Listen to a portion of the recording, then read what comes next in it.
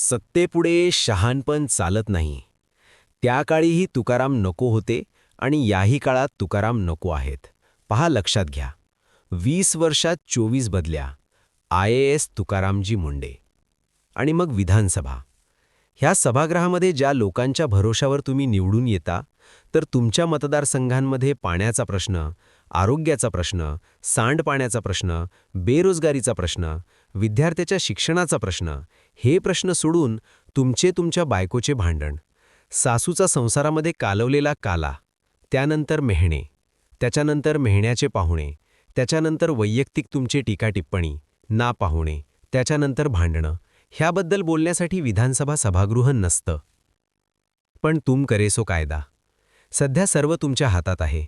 पण मला कीव वाटली की त्या विधानसभा सभागृहामध्ये एका प्रामाणिक अधिकाऱ्याला देखील तुम्ही सोडलं नाही. आणि मग कदाचित 2 महिने अगोदर तुमचा एक GR आला होता. तो GR होता की आम्ही कुठल्याही सरकारी कार्यालयामध्ये गेलो तर त्या ठिकाणी जे कर्मचारी असतील, जो अधिकारी वर्ग असेल, त्यांनी उभं राहायचं आणि आम्हाला अभिवादन करायचं. तर इज्जत ही मागून भेटत नसते, ती मिळवावी लागत असते. पण असो, त्या सभागृहामध्ये 4 वेळा निवडून आलेले विधानसभेचे सन्माननीय आमदार साहेब असं म्हणतात, भारतीय जनता पार्टीचे, की तुकाराम मुंडे यांचं निलंबन करा. वाह!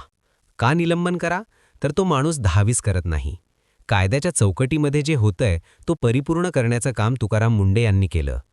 त्या माणसाच्या 20 वर्षात 24 बदल्या ह्या तुमच्याच शासनानं आणि ह्या अगोदरच्या शासनानं केलेल्या आहेत.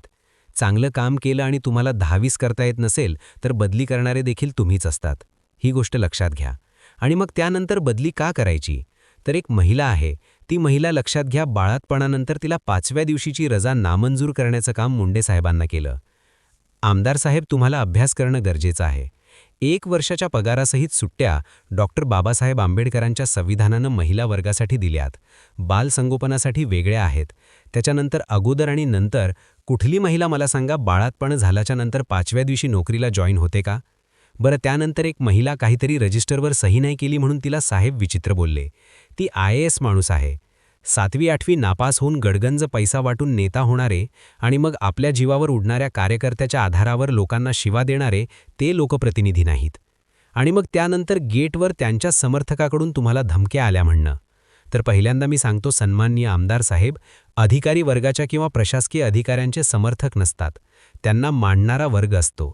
समर्थक हे तुमचे असतात, सतरंजा उचलणारे किंवा 10-5% वर काम करून गोरगरीब तुमच्या विरोधात बोलला की त्याचा कार्यक्रम ठोकणारे. म्हणजे सध्याच्या काळात बापापेक्षा नेत्याला आणि समाजापेक्षा पक्षाला मांडणारे बांडगुळ ह्या देशात जास्त असल्यामुळे खरं बोलण्याची कोणी हिंमत ठेवत नाही.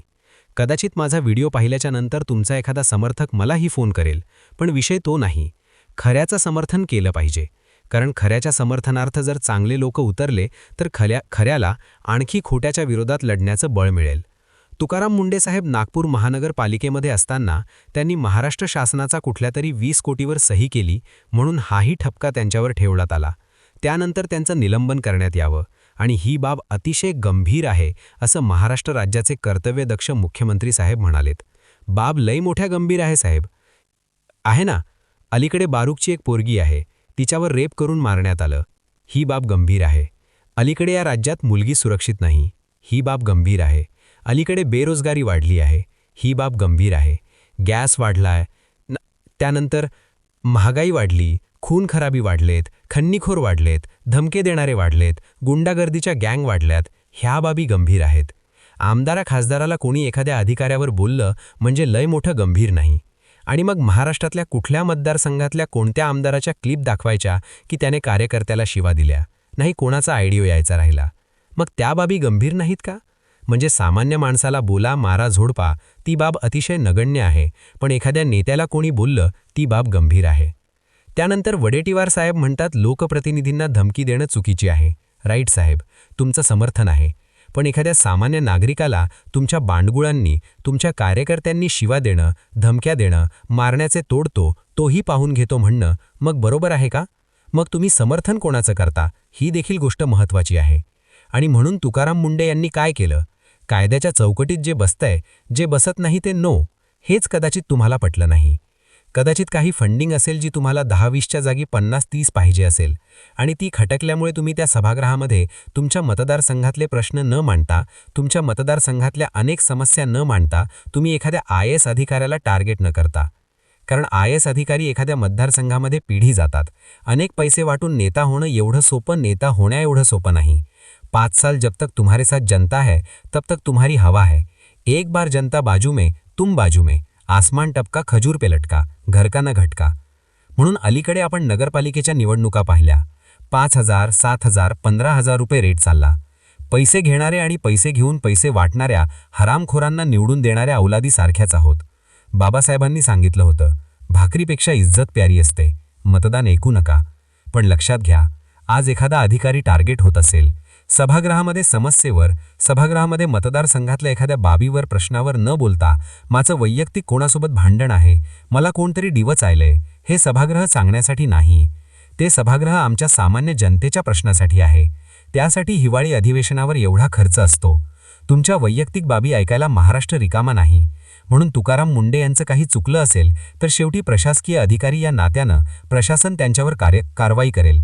तुमचं सरकार कारवाई करेल. पण ह्या बाबी मांडण्यापेक्षा वैयक्तिक शिक्षणाबद्दल, बेरोजगारीबद्दल, शेतीबद्दल, शेतकऱ्यांच्या पिठाबद्दल, अलीकडे पडलेल्या दुष्काळाबद्दल कोणीतरी बोलणारा आमदार पाहिजे होता. त्या बाबी ऐकायला भेटणं शोकांतिक आहे. असो, शेवटी सत्तेपुढे शहाणपण चालत नाही. तुकाराम मुंडे साहेब यांचं चुकलं असेल तर सरकार तुमचे ते योग्य कारवाई करेल. पण सभागृहात आमच्या देखील समस्या मांडा, एवढी एक अपेक्षा आहे. मी सपोर्ट तुकाराम मुंडे. धन्यवाद.